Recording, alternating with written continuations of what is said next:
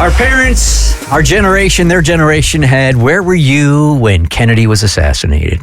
There was a generation, where were you in 2001 when the terrorist attacks occurred? Now it's, where were you when TikTok went dark? That's what happened for 14 hours, and none of it smells right. Zero. Here's Phil DeFranco explaining exactly what happened if you're not aware. I know this is going to involve some of the people that are watching this video, but I got to say, I did not like waking up this morning and just seeing the sheer number of people rejoicing, or at the very least laughing at TikTokers that were like crying on video, they were scared about this ban, like how it was going to completely upend their life and like what they've been doing and trying to build over the last 1 to 5 years. And dude, I probably wouldn't broadcast to the internet, but I'd be fucking freaked the out if YouTube got banned, like if my core thing. And for a lot of these people, TikTok money isn't, I mean, the top TikTokers, like they can bring in like a lot of money, but your like big TikToker, it's not the same as YouTube money or money on a lot of these different platforms. Like it was enough for some people to like go, okay, this can be my main thing. Or, though for a lot of people, it was like kind of just side money, but it offered them the option, the prospect for hope, for something they could build to like for this to be their thing. And for a lot of businesses, it kept them from shutting down and allowed them to grow and maybe even take things to another level. Like if you don't know how the big TikTok shop was, it's huge. And so for a lot of people, like this is devastating, and that's in addition to the people that were like using it as an entertainment source, or its algorithm is so key that it's like it's easy to find your people, your community, people that are in your sort of thing or your life experience. So I get it. So, I mean, it's easy to poke fun at the teenagers that had nothing else to do and were panicking over TikTok. But you do have to remember, like Phil's saying there's a large community of people that depend on this as their careers that were totally and completely freaked out. Yeah, it wasn't just teens. It's like 30, 40-year-olds whose life, musicians who get discovered on the app, small business owners who are selling their product on the app, or just creators who are getting paid by TikTok themselves. It's literally like losing your small business, which is why I didn't understand why people were giving TikTokers such a hard time. Like if you found out you were losing your job possibly in a couple of weeks, you would be distraught. And for a lot of the big creators, they're fine because they have Instagram followings and so they can just go make money over there. But a lot of the creators only have an audience on TikTok and have created this life in this business that they don't know that they're not qualified to do anything else now. They're like, wait, I dropped out of college. I didn't get my degree. What do I do now? Watching this all play out and remembering what Cassie said, if the ban went into place, what TikTok would look like, seeing how the quote unquote ban went into place, it screamed to me, something else was going on, and that it wasn't the ban that went into place. It was TikTok that made a choice to remove the app, or to enable the app rather, and then to have everybody talk, and then to bring it back in conjunction with the new president of the United States. And this, I was thinking this, I'm like, this just feels like, it doesn't feel like a ban. It feels like TikTok is doing something. It felt like a dupe, and too raw, too real on Instagram. Like, I'm like, this is what I'm trying to get at.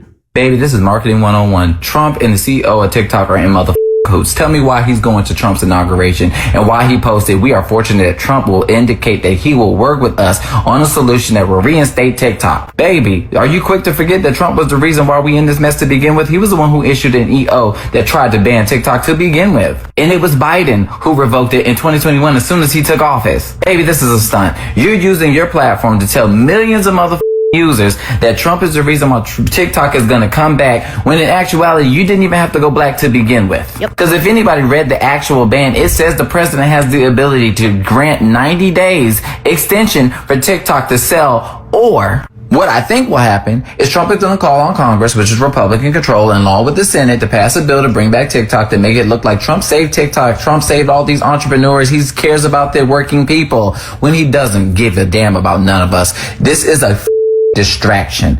I don't know that I agree with that. I think that there was a handshake deal made. I think everything up until like the last couple of days was real. But then I do think that there was a handshake deal between TikTok and the president saying, hey, you know what? Let's just wait a couple of days and I'll swoop in. and save TikTok? Will you do that for me? And I think that was the handshake agreement. I just want to point out, too, about that past video. While it did pass under Biden, it did have broad bipartisan support from both parties. And the executive order that Trump has signed just delays the ban by 75 days to allow his administration to come to the conclusion on the appropriate course of action. Now, if you want to go down conspiracy theory lane with me, so 75 days, the law is still in place, right? It's just been pushed that they have to sell or be shut down in the U.S.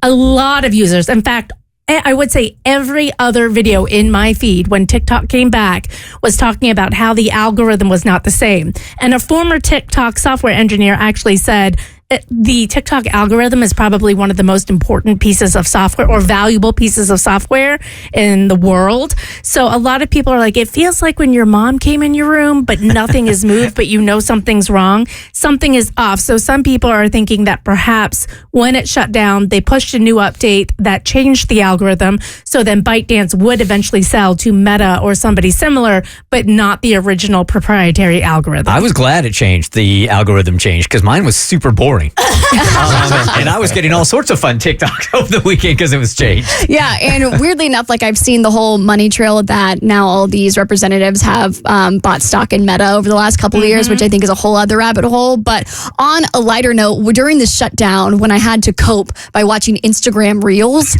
I came across this user named Jen Hamilton, who actually ended up on a Chinese news program where they were, I guess, making fun of her for something she said about being okay with that country having her data. I'm on the news in Hong Kong, but you have to know what I said in order to make it to the news. So it was on a video where I was talking about how little I care that the Chinese has my data because American companies already have it and sell it and exploit it. I don't care. But I want to remind you what I said exactly. And keep in mind, they had to translate this into Chinese. It is impossible to underestimate how little I care that the Chinese has my data. I will suck on a tampon and overnight it to the CCP, okay?